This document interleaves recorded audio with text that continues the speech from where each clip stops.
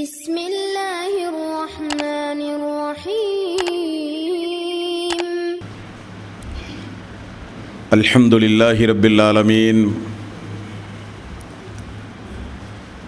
نحمده ونستعينه ونستغفره ونعوذ بالله من شرور أنفسنا وسيئات أعمالنا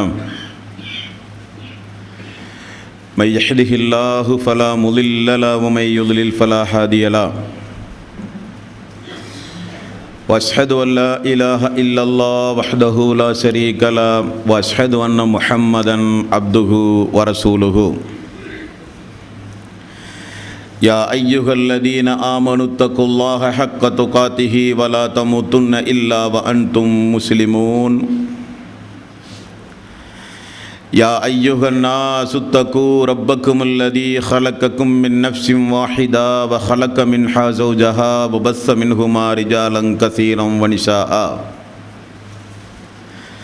واتقوا الله الذي تساءلون به والأرحام إن الله كان عليكم رقيبا يا أيها الذين آمنوا اتقوا الله حق تقاته ولا تموتن إلا وأنتم مسلمون يا أيها الذين آمنوا وقولوا قولا سديدا يصلح لكم أعمالكم ويغفر لكم ذنوبكم ومن يطع الله ورسوله فقد فاز فوزا عظيما فإن خير الحديث كتاب الله وخير الهدي هدي محمد صلى الله عليه وسلم وشر الأمور محدثاتها وكل محدثة بدعة وكل بدعة ضلالة وكل ضلالة في النار. வார்த்தைகளில் சிறந்தது அல்லாஹ்வினுடைய வார்த்தை என்றும் வழிகாட்டுதலில் சிறந்தது நபிகள் நாயகம் ஸல்லல்லாஹு அலைஹி வஸல்லம் அவர்களுடைய வழிகாட்டுதல் என்றும் காரியங்களில் மிக மிக கெட்டது மார்க்கத்தில் பித்அத்துகளை உண்டாக்குவது. ஒவ்வொரு பித்அத்தான காரியங்களும் வழிகேடுகள் அனைத்தும் உங்களை நரகில் கொண்டு போய் சேர்க்கும் என்று நபிகள் நாயகம் ஸல்லல்லாஹு அலைஹி வஸல்லம் அவர்கள் தங்களுடைய ஒவ்வொரு சொற்பொழிவின் துவக்கத்திலும் இந்த மனித சமூகத்திற்கு நினைவுறுத்தியதை இந்த நல்ல சந்தர்ப்பத்தில் அல்லாஹ்வினுடைய ஆலயத்தில் ஒன்று கூடியிருக்கின்ற உங்களது சிந்தனையிலும் ஆரம்பமாக நினைவுறுத்தி எனது உரையை ஆரம்பம் செய்கிறேன். எல்லாம் வல்ல அல்லாஹ் ரப்புல் ஆலமீன் இணை வைத்தல், பித்அத்துகள், அனாச்சாரங்கள், மூட பழக்க வழக்கங்கள், சடங்கு சம்பிரதாயங்களை விட்டும் அமல்களை பாழாக்கி மறுமை நாளில் நரகத்திற்கு அழைத்து செல்லுகின்ற அனைத்து தீய எண்ணங்கள், நடவடிக்கைகளை விட்டும் நம் எல்லோரையும் அல்லாஹ் காப்பாற்றி அல்லாஹ்வினுடைய மார்க்கத்தில் சொல்லப்பட்ட சட்டதிட்டங்களுக்கு ஏற்ப நாம் நம்முடைய வாழ்வை அமைத்து மரணிக்கின்ற பொழுது உண்மை முஸ்லிமாக மரணித்து மறுமை நாளில் சொர்க்கத்தில் நபிகள் நாயகம் ஸல்லல்லாஹு அலைஹி வஸல்லம் அவர்களோடு அல்லாஹ் நம் எல்லோரையும் ஒன்று சேர்ப்பானாக. என் அன்பிற்கும் பாசத்திற்கும் உரிய சகோதரர்களே, தாய்மார்களே, பெரியோர்களே, புனிதமிக்க இந்த ரமலானுடைய மாதத்தின் முதல் கட்டத்தில் நாமெல்லாம் அமர்ந்து கொண்டிருக்கிறோம். அல்லாஹு தாலா இதுவரை நாம் செய்த நற்கர்மங்களை ஏற்றுக்கொண்டு அதன் கூலியை நிறைவாக நம் எல்லோருக்கும் அல்லாஹு தாலா தந்தருள்வதோடு இனி மீதம் இருக்கின்ற நோன்புகளையும் ஆரோக்கியத்தோடு நோற்று நல்ல அமல்களை புரிகின்ற ஒரு வாய்ப்பை அல்லாஹ் நம் எல்லோருக்கும் தந்தருள வேண்டும். அன்பிற்குரிய சகோதரர்களே, சிறப்புமிக்க இந்த ரமலானுடைய மாதத்தில் விடைபெறும் பயணம் என்கிற ஒரு தலைப்பை தேர்வு செய்து அதன் கீழ் பல்வேறு வகையான சம்பவங்களை நாம் தொடர்ந்து பார்த்து வருகிறோம். அதில் நேற்றைய தினத்தோடு நம்முடைய முதற்கட்ட விடைபெறும் பயணம் முடிந்து ஒரு இரண்டாவது ஒரு வாழ்க்கைக்கு நாமெல்லாம் இன்றைய தினத்தில் இருந்து தயாராக உள்ளோம். பொதுவாக மனிதர்களுக்கு அல்லாஹு தாலா ஒரு 3 கட்ட வாழ்வை தற்காலிகமாகவும்,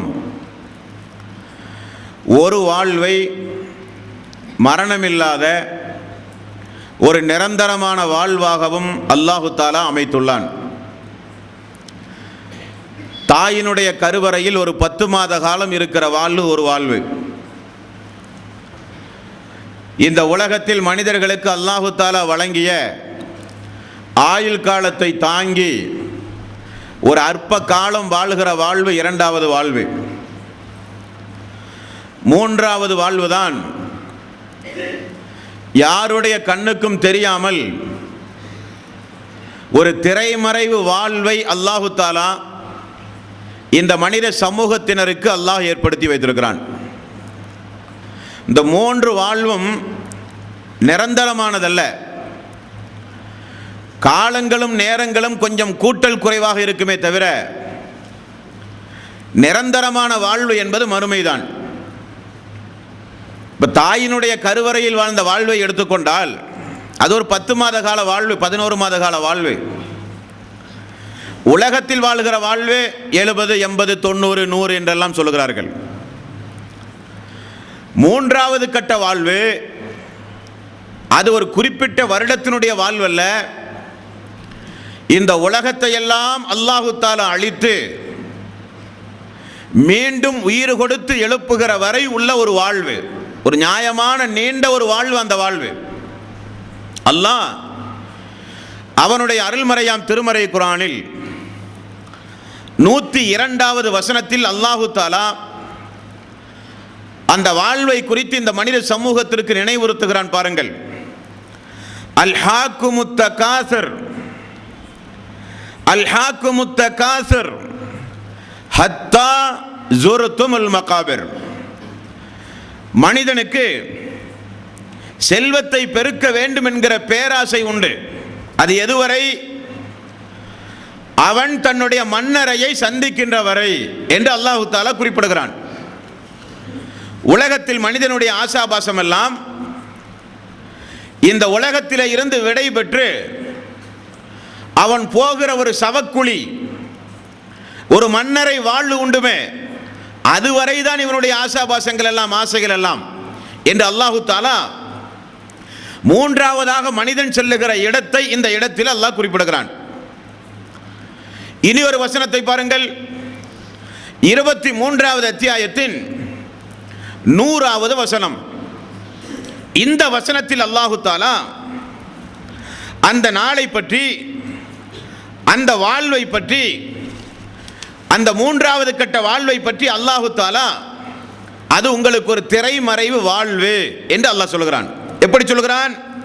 வமின் வராஇஹிம் பர்ஸஉன் இலா யௌமி யுபஅஸூன்.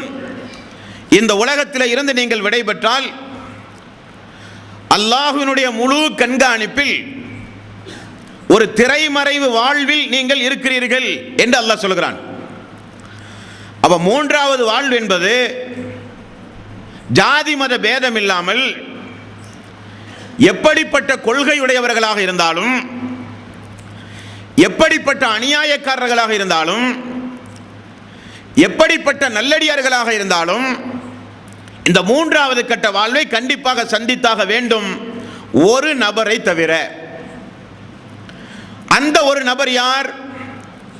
அல்லாஹ்வுடைய பாதையில் ஒரு அடியான் உயிர் நீத்தால் அல்லாஹு தாலா உடனே அந்த உயிரை கைப்பற்றி அதை ஒரு பறவை வடிவத்தில் மாற்றி சொர்க்கத்திலேயே அல்லாஹு தாலா நேரடியாக உலாவ விட்டு விடுவான். அவர்களுக்கு கபருடைய வாழ்வே கிடையாது. அல்லாஹ்வுடைய பாதையில் தன்னுடைய உயிர் நீத்த அடியாருக்கு அப்படி ஒரு சிறப்புண்டு.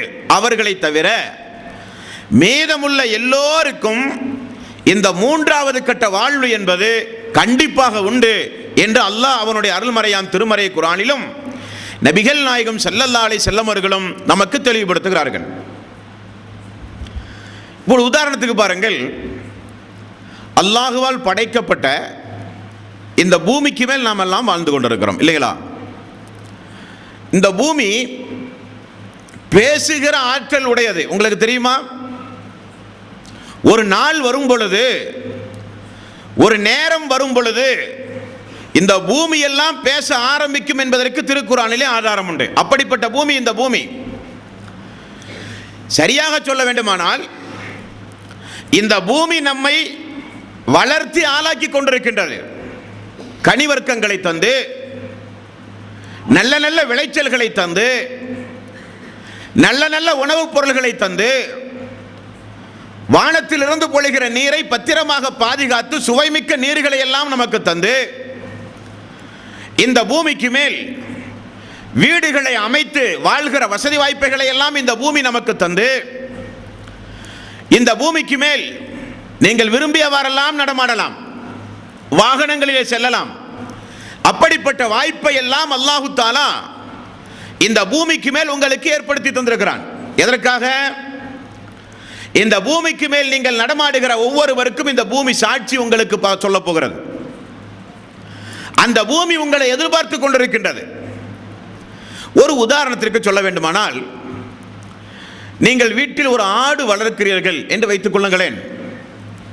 அந்த ஆட்டை அதிகம் அதிகம் பாசம் செலுத்தி, நேரத்திற்கெல்லாம் அதற்கு உணவு கொடுத்து, அதற்கு ஏதாவது நோய் வரும் பொழுது உடனே மருத்துவரிடத்தில் எடுத்து சென்று அதற்கு சிகிச்சை எல்லாம் பார்த்து, அன்போடு பாசத்தோடு ஒரு சிறிய ஒரு ஆட்டுக்குட்டியை வளர்த்து நீங்கள் ஆளாக்குகிறீர்கள். உலகத்திலே உண்டு, கோழி ஆடு எல்லாம் வளர்த்துகிறார்கள். வளர்ந்து வரும் பொழுது அந்த ஆடு உங்களை பற்றி என்ன நினைக்கின்றது? எஜமான் நம்ம இப்படி பாசத்தோடு வளர்த்துகிறாரே, எஜமான் நமக்கு ஒரு நோய் வந்தால் கூட உடனே கவனிக்கிறாரே, நம்முடைய எஜமான் தன்னுடைய பிள்ளையை நேசிப்பதை போல நம்மை நேசிக்கிறாரே என்று விசுவாசத்தோடு அதுவும் நம்மிடத்தில் வளர்ந்து ஆளாகிறது. ஆனால் வளர்க்கிற நம்முடைய எண்ணம் ஒன்று உண்டு. என்ன எண்ணம்? நேரம் வரும் பொழுது அழுத்து உண்ணுவது இல்லாமல் அந்த ஆட்டுக்கு யாராவது தங்க நகையோ ஆபரணங்களோ போட்டு அழகு பார்க்க போகிறோமா? இல்லை.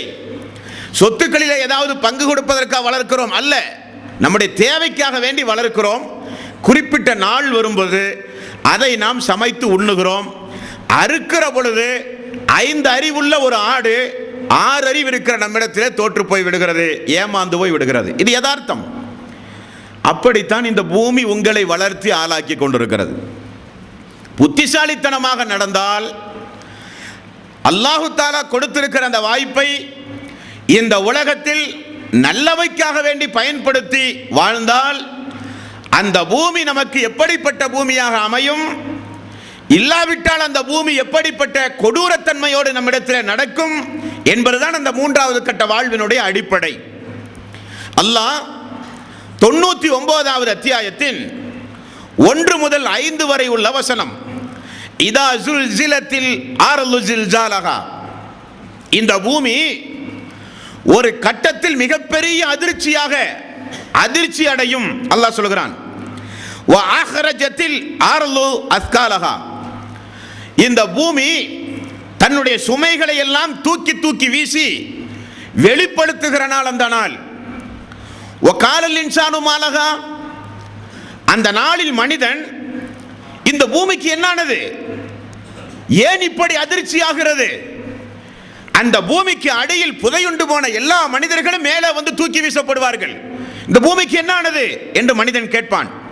பூமி பேசுகிறது, யௌமைதின் துஹத்திசு அக்பாரஹா, அது தன்னுடைய செய்தியை அறிவிக்கும் இறைவனுடைய கட்டளையின்படி பூமி பேசும் என்று அல்லாஹ் சொல்கிறான். அப்படிப்பட்ட அந்த பூமிக்கு அடியில் கொண்டு போய் புதைக்கின்ற வாழ்வுதான் கபருடைய வாழ்வு என்று இஸ்லாம் சொல்லுகிறது. அதுதான் ஃபர்ஸக்குடைய வாழ்வு. மனிதன் இந்த உலகத்தில் விடை பெற்று மரணித்து விட்டான் என்றால் அவனுக்கு அல்லாஹ்வின் புறத்திலே ஒரு வாழ் உண்டு. மறுமை நாளுக்கு முன்னதாக இயற்கையாக மரணித்து பூமிக்கடியில் தோண்டி புதைக்கக்கூடிய மனிதனாக இருந்தாலும் சரி, எரித்து சாம்பலாகி அதை கொண்டு போய் குளங்கள் குட்டைகளிலே கொண்டு போய் கரைத்தாலும் சரி, வானத்திலே பயணம் செய்யும் பொழுது உடல்கள் எல்லாம் வெடித்து சிதறி ஒரு மனிதன் மரணித்தாலும் சரி, அல்லது மிகப்பெரிய மலைகளில் உருண்டு விழுந்து விலங்குகளுக்கெல்லாம் இரையாய் ஒரு மனிதன் மரணித்தாலும் சரி, அல்லது கடல் பயணங்கள் செய்து கடலில் வாழ்கிற உயிரினங்களுக்கெல்லாம் இரையாகி ஒரு மனிதன் மரணித்தாலும் சரி, யாராக இருந்தாலும் அவர்களுக்கு ஒரு திரைமறைவு வாழ்வு உண்டு என்று இஸ்லாம் சொல்லுகிறது. அந்த வாழ்வை குறித்து தான் இப்பொழுது பார்க்கவிருக்கிறோம் நண்பர்களே. தோழர்களே, இந்த உலகத்தில் அல்லாஹு தஆலா நமக்கு ஒரு வாழ்வை தந்திருக்கிறான். இந்த வாழ்வில் ஒரு வழிகாட்டி நெறிமுறையையும் நமக்கு தந்திருக்கிறான்.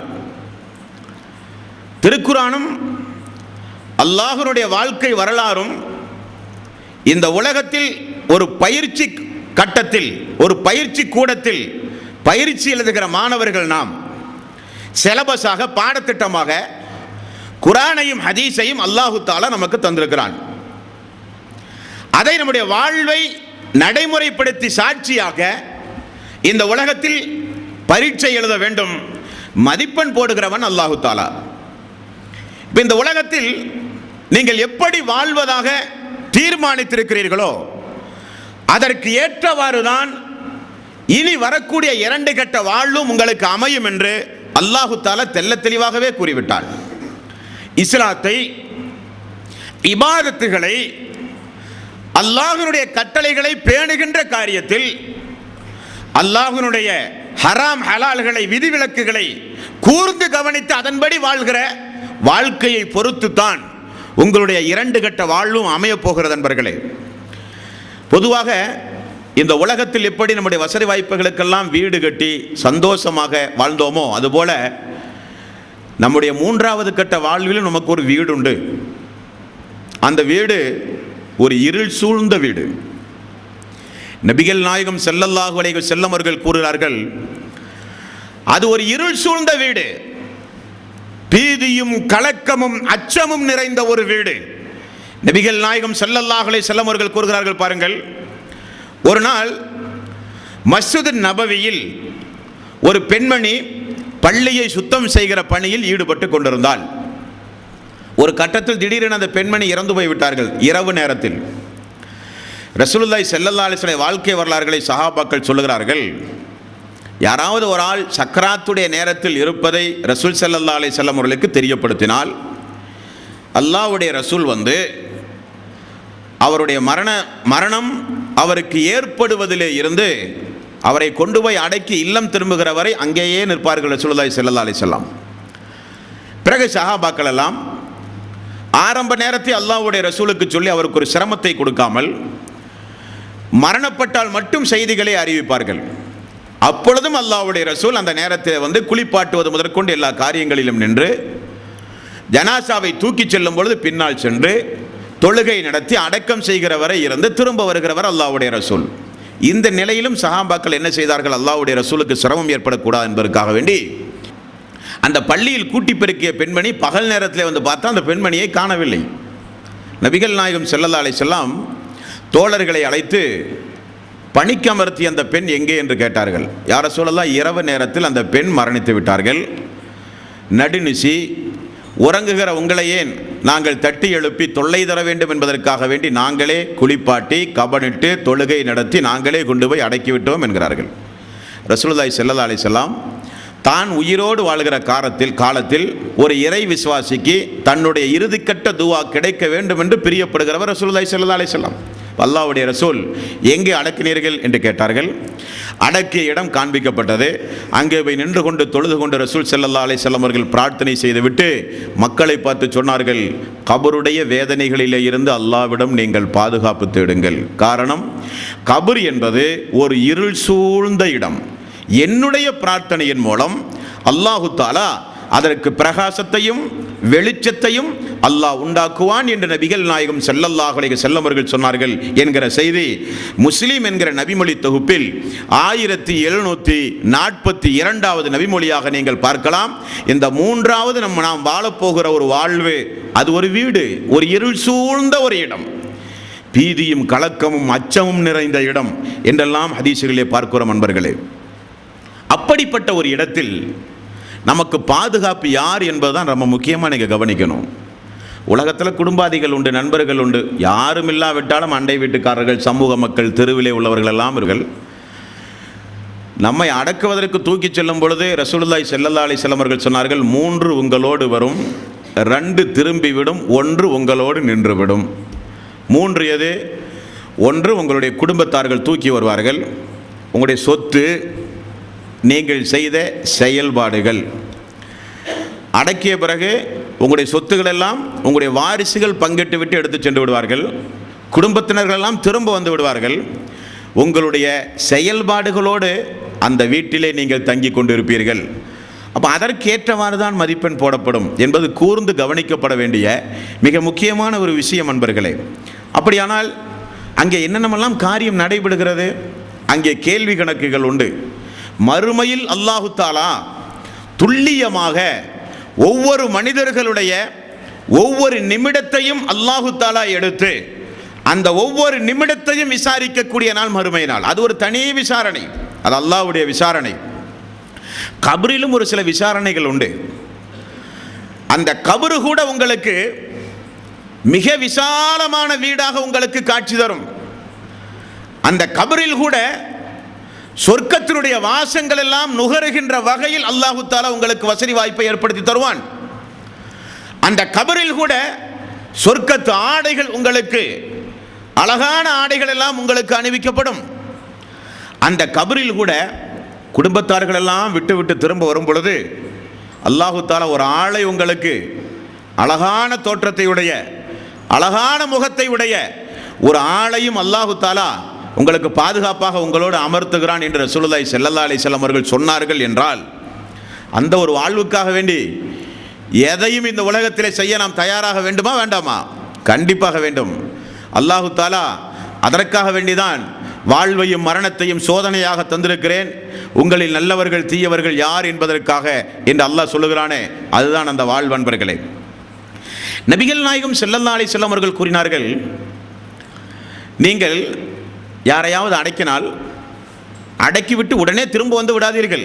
காரணம், அது சாதாரண இடம் அல்ல. அந்த அடியானுக்கு நல்ல ஒரு தைரியம் கிடைப்பதற்காக வேண்டி நீங்கள் பிரார்த்தனை செய்ய வேண்டும். நல்ல ஒரு மன அமைதி கிடைப்பதற்காக வேண்டி நீங்கள் பிரார்த்தனை செய்ய வேண்டும். என்ன காரணம்? கேள்வி கணக்கு கேட்ப இப்பொழுது வருவார்கள். வருகிறவர்கள் எப்படி வருகிறார்கள் என்பது தனி விஷயம். கேள்வி கணக்கு கேட்கப்படும் பொழுது அல்லாஹுவே மன அமைதியோடு, உறுதிமிக்க நெஞ்சோடு, தைரியமாக இருந்து பதில் சொல்லுகிற ஆற்றலை யா அல்லாஹ் அவருக்கு நீ வழங்கு என்று அடக்கிய நபருக்கு நீங்கள் பிரார்த்தனை செய்யுங்கள் என்று ரசூலுல்லாஹி ஸல்லல்லாஹு அலைஹி வஸல்லம் அவர்கள் கூறினார்கள். அப்படிப்பட்ட இடம் அந்த இடம். மனிதனுக்கு மன அமைதியும் தைரியமும் தேவை அந்த 3வது கட்ட அந்த வீட்டில் வசிப்பதற்கு. சஹாபாக்கள் எல்லாம் தங்களுடைய குடும்பத்திற்கு வசியத்தை செய்வார்கள். என்ன வசியத்தை செய்வார்கள் தெரியுமா? தோழர்களே, உறவினர்களே, மக்களே, குடும்பத்தார்களே, என்னை நீங்கள் அடக்கினால் உடனே திரும்ப செல்லாதீர்கள். அடக்கிய என்மேல் நின்று கொண்டு ஒரு ஒட்டகம் அறுத்து குர்பான் கொடுக்க என்ன நேரம் எடுக்குமோ அந்த நேரம் நின்று எனக்காக வேண்டி துஆ செய்யுங்கள். அப்பொழுது எனக்கு ஒரு மன சமாதானம். என்னுடைய குடும்பத்தார்கள் எல்லாம் நின்று கொண்டிருக்கிறார்கள், என்னுடைய உறவினர்கள் எல்லாம் நின்று கொண்டிருக்கிறார்கள் என்று எனக்கு ஒரு மனசமாதானம். அடக்கிய உடனே ஓடிவிடாதீர்கள், எனக்காக வேண்டி துஆ செய்யுங்கள். மன அமைதிக்காக கேட்கிற கேள்விகளுக்கெல்லாம் திடகாத்திரமான உள்ளத்தோடு இருந்து பதில் சொல்வதற்காக நீங்கள் எனக்காக வேண்டி துஆ செய்யுங்கள் என்று குடும்பத்தார்கள் எல்லாம் வசியத்து செய்கிற இடம் அந்த இடம். சாதாரண இடம் அல்ல அந்த இடம்.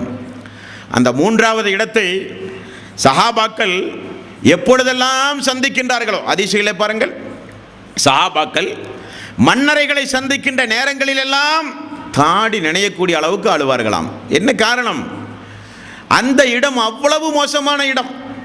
நபிகள் நாயகம் ஸல்லல்லாஹு அலைஹி வஸல்லம் அந்த இடத்தை குறித்து, நான் பார்த்த மோசமான இடங்களில் அது போன்ற ஒரு இடத்தை நான் பார்த்ததே இல்லை என்று நபிகள் நாயகம் ஸல்லல்லாஹு அலைஹி வஸல்லம் அவர்கள் கூறிய செய்தியை ஹதீஸிலே பார்க்கிறோம் அன்பர்களே.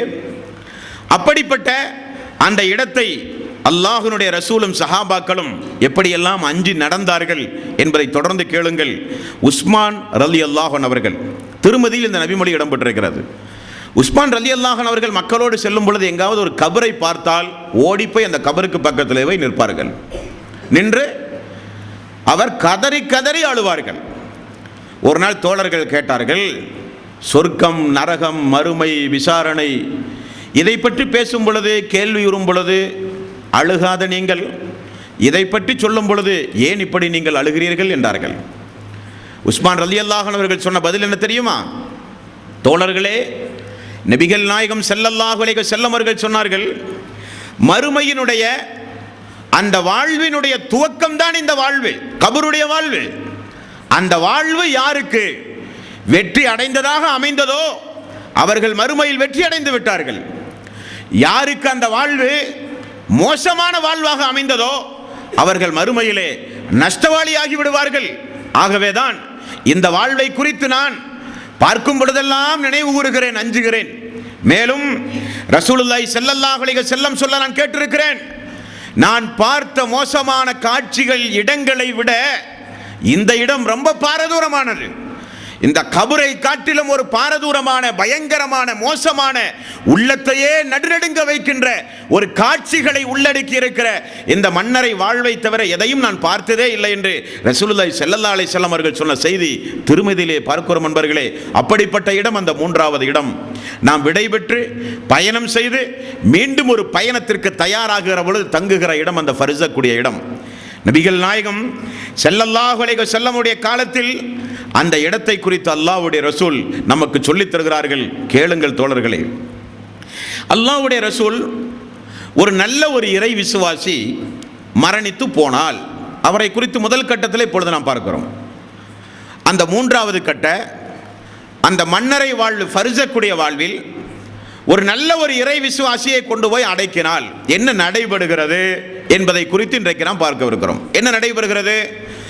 நபிகள் நாயகம் ஸல்லல்லாஹு அலைஹி வஸல்லம் அவர்கள் கூறினார்கள், முஸ்லிம் என்கிற நபிமொழி தொகுப்பில் 5505வது நபிமொழி, அகமது என்கிற நபிமொழி தொகுப்பில் 17803வது நபிமொழி, திருமதி என்கிற நபிமொழி தொகுப்பில் 991 992 சொல்ல போகிற சம்பவங்கள் அந்த 3 கிதாபுகளிலும் தொகுத்து இமாம்கள் நமக்கு வழங்கியிருக்கிறார்கள். பார்த்து நீங்கள் தெரிந்து கொள்ளலாம். ஒரு நல்ல அடியானை கொண்டு போய் அடக்கிய உடனே அல்லாஹு தாலா நல்லவர்களுடைய உயிர்கள் கைப்பற்றப்பட்டு வானலோகத்திற்கு கொண்டு செல்லப்படும்.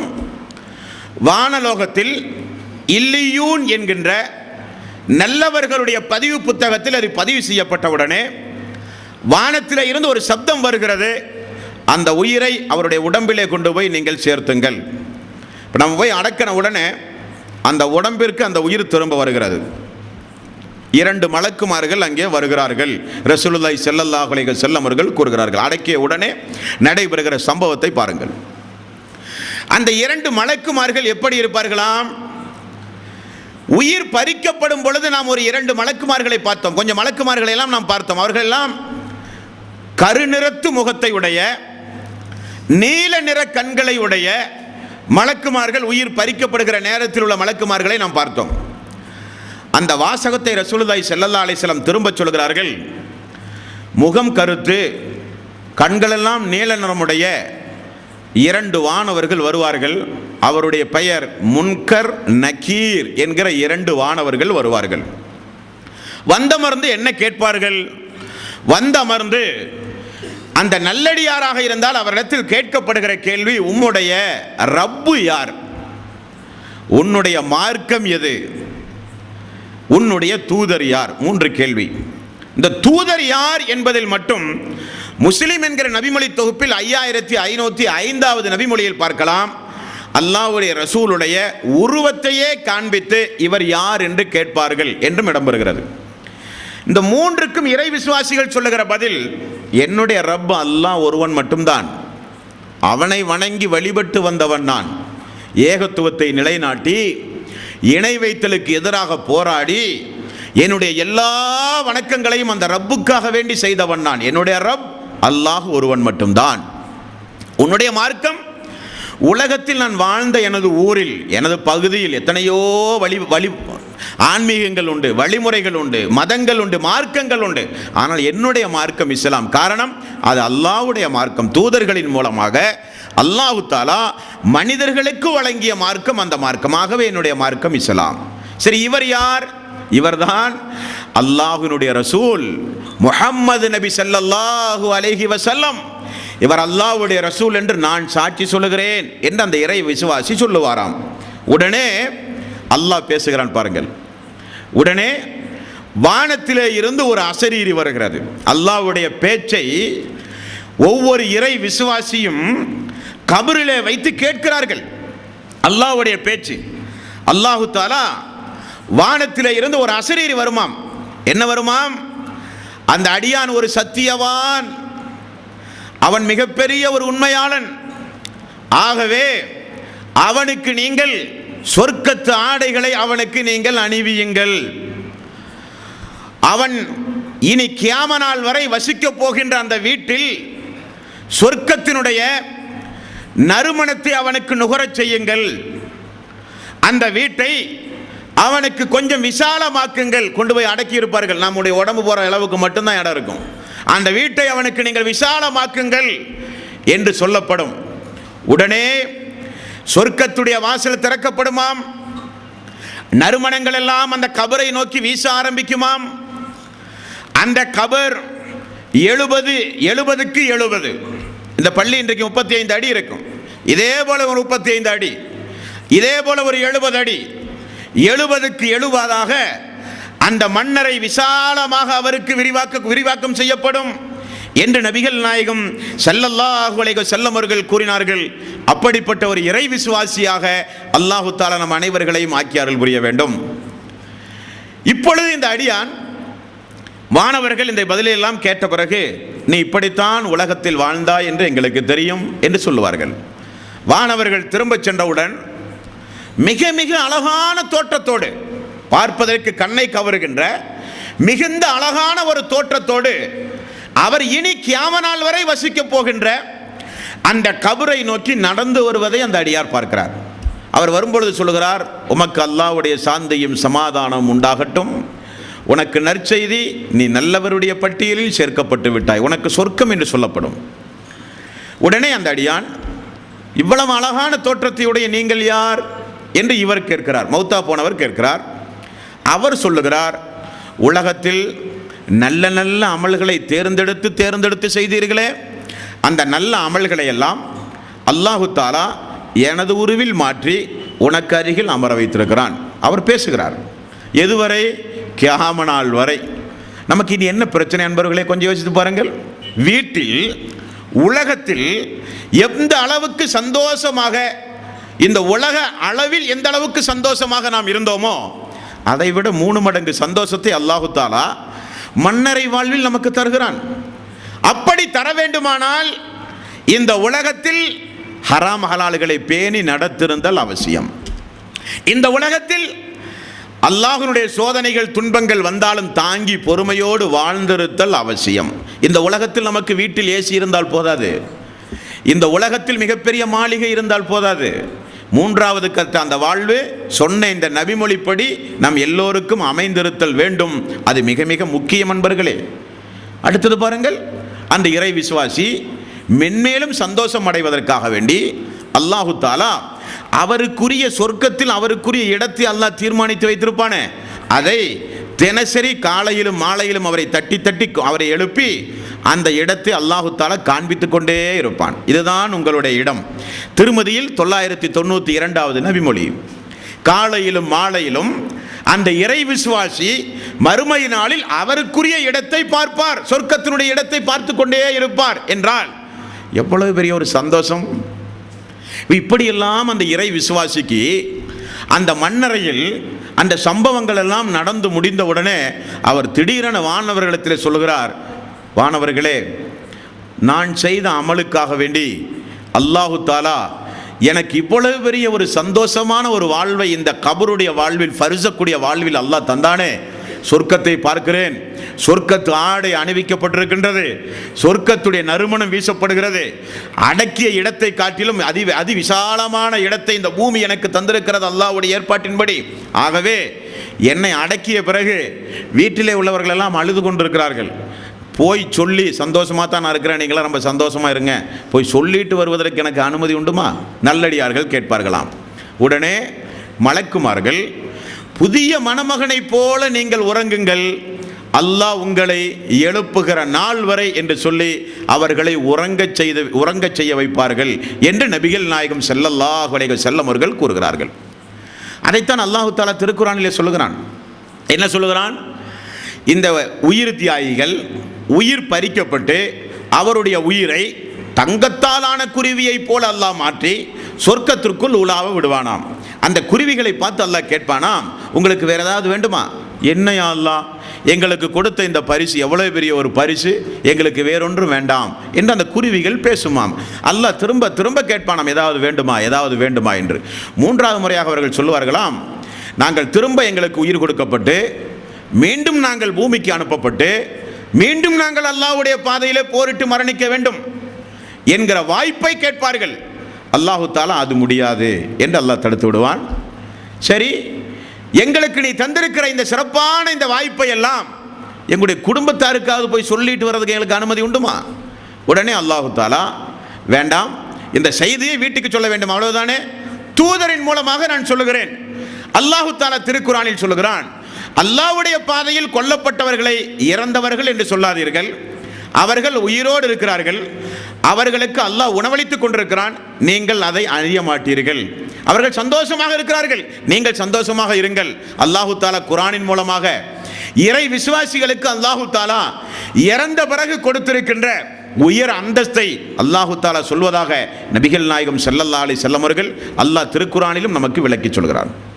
அப்படியானால் இந்த மூன்றாவது கட்ட வாழ்வு நல்லவர்களுக்கு இவ்வளவு சிறப்பு அம்சங்கள் உடையதாக இருக்கிறது என்று நபிகள் நாயகம் ஸல்லல்லாஹு அலைஹி வஸல்லம் அவர்கள் கூறினார்களே, அதைத்தான் அல்லாஹ்வுடைய ரசூல் அந்த வாழ்வு நமக்கு சிறப்படைய வேண்டும் என்பதற்காக வேண்டிதான் அல்லாஹு தஆலா தூதரை அனுப்பி வேதத்தை கொடுத்து ஹராம் ஹலால்களை நமக்கு தெளிவாக்கி, இதன்படி நடங்கள், இப்படியெல்லாம் நீங்கள் உங்களுடைய வாழ்வில் இபாதத்துகளை செய்யுங்கள், இப்படியெல்லாம் தவறுகள் செய்தால் பாவங்கள் செய்தால் உடனே அந்த பாவத்தை தொடர்ந்து செய்யாமல் வருத்தப்பட்டு அழுது அல்லாஹ்விடத்தில் மீண்டு வந்தால் அந்த வாழ்வு உங்களுக்கு சிறப்புடைய வாழ்வாக அமையும் என்று நபிகள் நாயகம் ஸல்லல்லாஹு அலைஹி வஸல்லம் அவர்கள் சொன்னார்களே, அந்த வாழ்வுக்காக வேண்டிதான் இந்த உலக வாழ்வை நாம் அமைத்துக் கொள்ள வேண்டும். அதுதான் நம்முடைய மிகப்பெரிய லட்சியம். இளைஞர்கள் ரொம்ப ஜாக்கிரதையாக இருக்க வேண்டும். காரணம், வழிகட்டு போவதற்குண்டான எல்லா வாய்ப்பும் இருக்கிற உலகம் இந்த உலகம். அந்த இளமை பருவத்தை தாண்டி விட்டாலே ஏகதேசம் நரகத்தை கடந்த மாதிரி. அந்த வாழ்வு தான் ரொம்ப ஜாக்கிரதையாக கவனிக்கப்பட வேண்டிய வாழ்வு. நபிகள் நாயகம் ஸல்லல்லாஹு அலைஹி வஸல்லம் அல்லாஹ்வுடைய அரிசுடைய நிழலை குறித்து சொல்லும் பொழுது இளமை பருவத்தை சொன்னார்கள். உங்களுக்கு தெரியாத ஒன்றுமல்ல, எந்த ஒரு இளைஞன் அல்லாஹ்வுடைய பள்ளியோடு அதிகம் தொடர்பு வைக்கிறானோ அவனுக்கு நிழலே இல்லாத அல்லாஹ்வுடைய அரிசுடைய நிழல் மட்டுமே இருக்கின்ற அந்த மறுமை நாளில் அவருக்கு அந்த நிழல் கொடுக்கப்படும் என்று சொல்லப்படுகிறது. அந்த இளமை பருவம் ரொம்ப ஜாக்கிரதை. அந்த பருவத்தில் தான் அனைத்து தீமைகளையும் செய்ய தூண்டுகிற மனம் விரும்புகிற வயது. அதை மட்டும் தாண்டி விட்டால் அந்த இளமை பருவத்தை மட்டும் இபாதத்து செய்ய, அல்லாஹ்வுடைய மார்க்க வளர்ச்சிக்கு பாடுபட, நன்மையை ஏவி தீமையை தடுக்கிற அணிகளிலே இருந்து பங்களிப்பு செய்ய நாம் அந்த இளமை பருவத்தை பயன்படுத்தினால் நமக்கு இப்படிப்பட்ட வாழ்வுகள் நிச்சயம் இன்ஷா அல்லாஹ் நாடினால் கிடைக்கும்.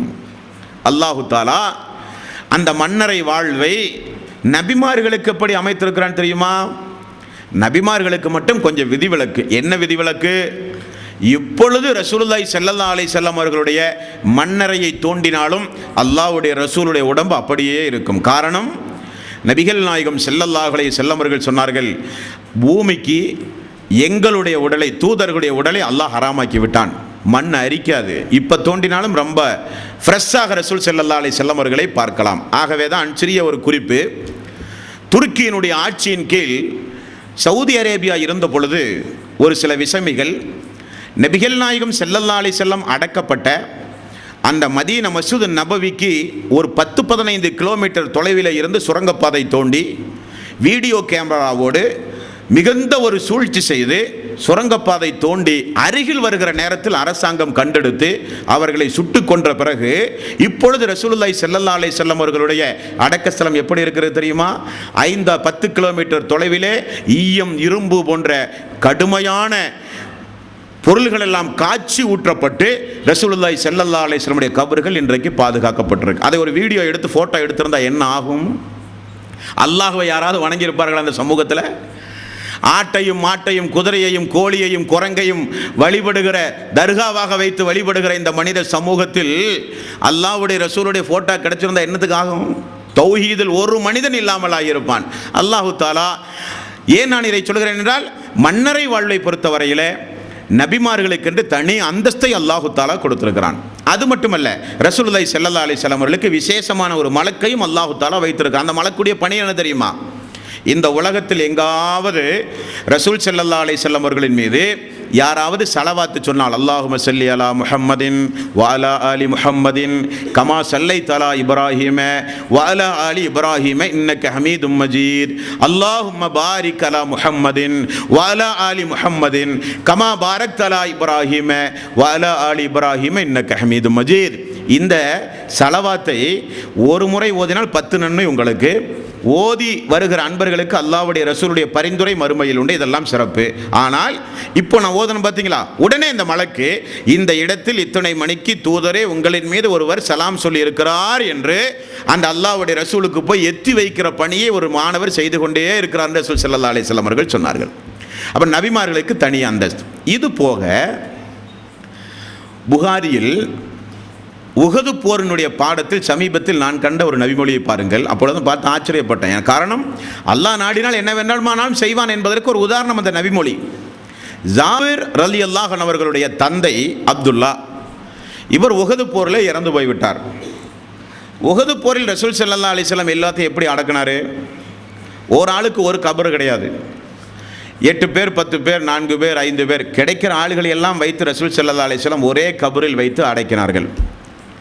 அலங்கோலமாக இருந்த ஹம்ஸா ரலியல்லாஹு அன்ஹு அவர்களை போன்ற சஹாபாக்களை எல்லாம் கண்டெடுத்து 4 பேர் 5 பேர் 8 பேர் 10 பேர் இப்படியெல்லாம் ஒரே குழியிலே போட்டு அடைக்கினார்கள். ஜாபிர் ரலியல்லாஹு அன்ஹு, அந்த ஜாபிர் ரலியல்லாஹுடைய தந்தை அப்துல்லா இறந்தவுடன் இப்படி 4 பேர் 5 பேர்களோடு ரசூல் ஸல்லல்லாஹு அலைஹி வஸல்லம் அவர்கள் அடக்குவதை அவர் மிகுந்த சங்கடத்தோடு அந்த நேரத்தில் சகித்து கொண்டார் என்று சொல்லப்படுகிறது. 4 மாதம் பொறுத்து, ஹதீஸில் வருகிற வாசகத்தை பாருங்கள், ஜாபிர் அவர்கள் 4 மாதம் பொறுத்து திரும்ப போய் தந்தையை எடுத்து தனியாக அடக்குவோமே என்று சொல்லி அவர் அந்த கபரை தோண்டுகிற சம்பவம் தான் புகாரியில் உஹது போர்க்களத்தினுடைய பாடத்திலே நீங்கள் பார்க்கலாம். 4 மாதம் பொறுத்து ஜாபிர் ரலியல்லாஹு அன்ஹு அவர்கள் தன்னுடைய தந்தையை போய் தோண்டி பார்த்தால் எப்படி அடக்கினார்களோ அதே போன்று இருக்கிறார்களாம். அல்லாஹ்வுடைய ஏற்பாடு, அல்லாஹு தஆலா இறை விசுவாசிகளுக்கு கொடுக்கக்கூடிய ஒரு அந்தஸ்து. இப்படி அந்த வீட்டை, அந்த இடத்தை, ஃபர்ஸக்கூடிய வாழ்வை அல்லாஹு தஆலா நினைத்தால் இறை விசுவாசிகளுக்கு எவ்வளவு பெரிய சிறப்பு அந்தஸ்துகளை கொடுத்து அவர்களை கண்ணியப்படுத்த முடியுமோ அந்த அளவுக்கு அல்லாஹு தஆலா கண்ணியப்படுத்துகிற இடம் அந்த இடம். அதே நேரத்தில் தீயவர்களுக்கு நபிகள் நாயகம் ஸல்லல்லாஹு அலைஹி வஸல்லம் அவர்களுடைய காலத்தில் நடந்த ஒரு சில சம்பவங்களை பாருங்கள். அங்கு நல்லவர்களுக்கு எப்படி சுப செய்தியாக பறந்து விரிந்த ஒரு விசாலமான ஒரு வீடாக சொர்க்கத்துடைய காற்றுகளை எல்லாம் அனுபவித்துக் கொண்டு சொர்க்கத்துடைய வாசல் திறக்கப்பட்டு சொர்க்கம் காலையிலும் மாலையிலும் காண்பிக்கப்பட்டு துணைக்கு ஒரு ஆளையும் அல்லாஹு தஆலா அமர்த்தி சாந்தி சமாதானம் சொல்லி நற்செய்தி சொல்லி அந்த பூமியும் அவருக்கு ஏற்றவாறெல்லாம் அவருக்கு வசப்பட்டு சந்தோஷமாக கியாம நாள் வரை நல்லவர்களுக்கு அல்லாஹு தஆலா அந்த வாய்ப்பை ஏற்படுத்தி கொடுக்கிறானோ அதே போல அந்த இடத்தில் மிக மோசமான தண்டனைக்குரிய இடம் என்றும் ரசூலுல்லாஹி ஸல்லல்லாஹு அலைஹி வஸல்லம் அவர்கள் கூறுகிறார்கள். முஸ்லிம் என்கிற நபிமொழி தொகுப்பில் 1025 1027 2 நபிமொழிகளையும் பாருங்கள். ரசூலுல்லாஹி ஸல்லல்லாஹு அலைஹி வஸல்லம் அவர்களுக்கு ஆரம்ப கட்டத்தில் இந்த கபரில் வேதனை நடப்பதை அல்லாஹு தஆலா அறிவித்து கொடுக்காத ஒரு நேரம் இப்பொழுது நான் சொல்ல போகிற ஒரு நேரம்.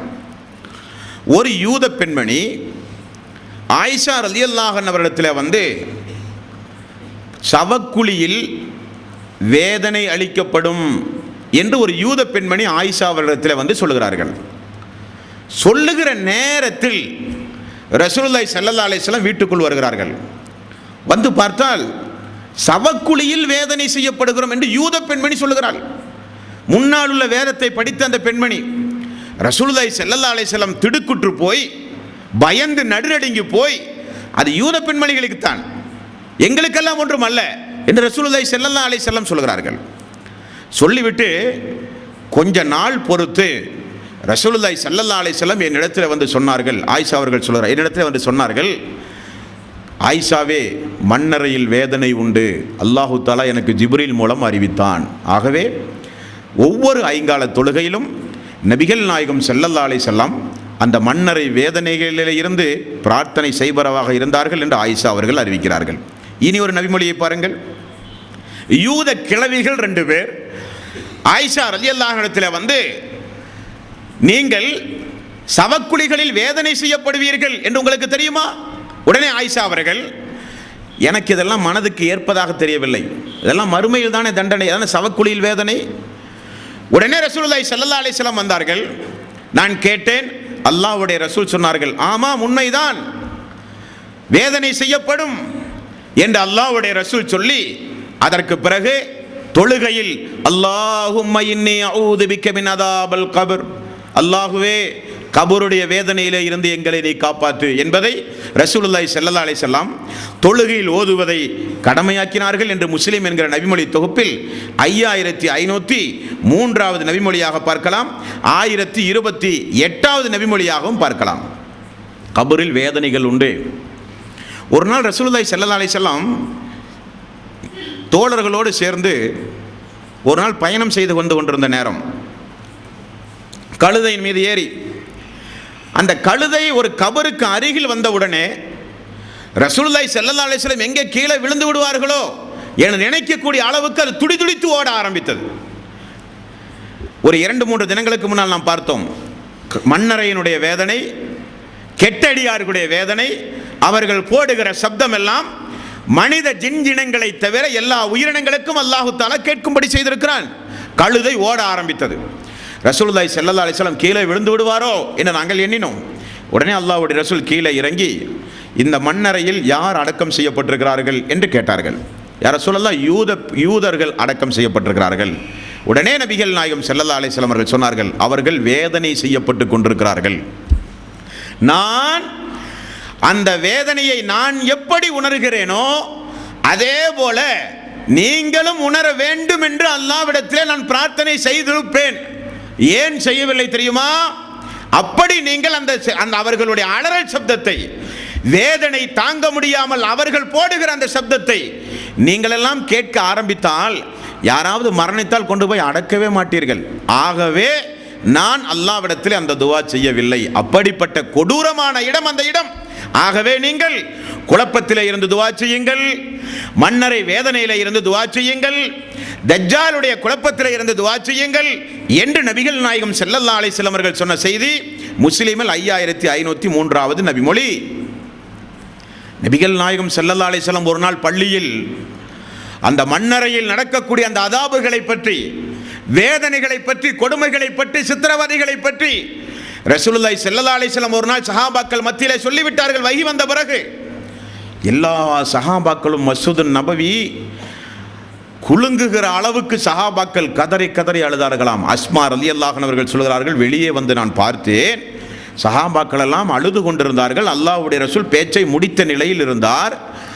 எல்லோரும் எழுந்து போகும் பொழுது ஒரு தோழரை அழைத்து, என்ன நடக்கிறது இங்கே, ஏன் எல்லோரும் அழுகிறீர்கள் என்று கேட்ட பொழுது அவர் சொன்னார், மண்ணறையினுடைய வேதனைகளை குறித்து ரசூலுல்லாஹி ஸல்லல்லாஹு அலைஹி வஸல்லம் எங்களுக்கு விளக்கி கொண்டிருந்தார்கள் என்கிற ஒரு செய்தி அஸ்மா ரலியல்லாஹு அன்ஹா அவர்கள் அறிவிக்க புகாரி என்கிற நபிமொழி தொகுப்பில் பார்க்க முடிகிறது. நண்பர்களே, அப்படியானால் அது நல்லவர்களுக்கு நல்வாழ்த்து சொல்லுகிற ஒரு இடமாகவும் தீயவர்களுக்கு மிகுந்த வேதனைக்குரிய இடமாகவும் அந்த இடம் அமையும் என்பதை என்பதில் மாற்றுக்கருத்தே கிடையாது அன்பர்களே. ஆகவேதான் அல்லாஹும்ம இன்னி அஊது பிக்க மின் அதாபல் கபர், அல்லாஹுவே கபருடைய அதாபிலே இருந்து எங்களை நீ காப்பாற்று என்று ரசூலுல்லாஹி ஸல்லல்லாஹு அலைஹி வஸல்லம் ஃபர்லான தொழுகையில் அல்லாஹ்விடத்திலே பிரார்த்தனை செய்யுமாறு நமக்கு கற்றுத்தந்துள்ளார்கள்.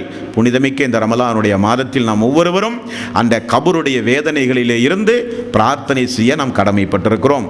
இதற்கு முன்னால் நமக்கு முன்னால் மரணித்து போன, ஏகத்துவத்தை பின்பற்றி வாழ்ந்து மரணித்து போன அவர்களுடைய மன்னரை வாழ்வுக்காக வேண்டியும் நாம் நம்முடைய துவாவில் அந்த சகோதர சகோதரிகளையும் இணைத்துக் கொள்வது நம்முடைய கடமை. அல்லாஹுவே அவருடைய பாவங்களை ஆலங்கட்டி நீரால் கழுவி நீ தூய்மைப்படுத்திய அல்லாஹ், கபரை விசாலமாக்கி கொடு அல்லாஹ், சொர்க்கத்து காற்றை வீச செய்து சொர்க்கத்து ஆடை அணிவிப்பதாக சொன்னாயே அந்த அந்தஸ்துகளை எல்லாம் அவருக்கு வழங்கிய அல்லாஹ், அவருக்கு அழகான தோற்றத்தை உடைய ஒரு மனிதனை நல்லமல் செய்த அந்த மனிதனை அந்த மனிதனுக்கு அந்த அழகான தோற்றத்தை உடைய ஒரு அடியானை பாதுகாப்பாக வைப்பதாக சொன்னாயே அந்த ஏற்பாட்டையும் அவருக்கு நீ செய்து கொடு அல்லாஹ். எங்களுக்கு முன்னால் வாழ்ந்து மரணித்து போன, ஏகத்துவத்தை பின்பற்றி மார்க்கத்திற்காக வேண்டி பாடுபட்ட எல்லோருக்கும் அந்த வாய்ப்பை கொடு அல்லாஹ் என்று துஆ செய்ய கடமைப்பட்டிருக்கிறோம். நாம் நம்முடைய மரணத்தை முஸ்லிமான மரணமாக அமைக்க, மன்னரை வாழ்வு சிறந்த வாழ்வாக அமைய, எப்படி உஸ்மான் ரலியல்லாஹு அன்ஹு அவர்கள் அந்த இடத்தில் ஒரு அடியான் வெற்றி பெற்று விட்டால் மறுமையில் நிச்சயம் அவன் வெற்றி பெற்று விடுவான், அதுதான் மறுமையினுடைய துவக்க வாழ்வு, ஆரம்ப வாழ்வு என்று ரசூலுல்லாஹி ஸல்லல்லாஹு அலைஹி வஸல்லம் அவர்கள் சொன்னார்களே, அந்த வாழ்வு திறம்பட அமைப்பதற்காக வேண்டி இந்த வாழ்வை சிறப்பான அடிப்படையில் அமைத்து வாழ்கிற நன்மக்களாக அல்லாஹ் நம் எல்லோரையும் ஆக்கி அருள் புரிவானாக. இன்ஷா அல்லாஹ் நாளைய தினம் கெட்டடியார்கள் அங்கு படக்கூடிய அதாபுகள், கஷ்டங்கள், துன்பங்கள், வேதனைகள் என்ன என்பதையும், எந்தெந்த குற்றங்களுக்கு என்னென்ன தண்டனைகள் கொடுக்கப்படுகிறது என்பதையும் இன்ஷா அல்லாஹ் நாளைய தினம் பார்ப்போம். எல்லாம் வல்ல அல்லாஹு தாலா எதை கேட்டோமோ அதன் அடிப்படையில் வாழ்ந்து மரணிக்கக்கூடிய நல்லவர்களாக அல்லாஹ் நம் எல்லோரையும் ஆக்கி அருள் புரிவானாக. வ ஆகிரு தஅவானா அனில் ஹம்துலில்லாஹி ரப்பில் ஆலமீன்.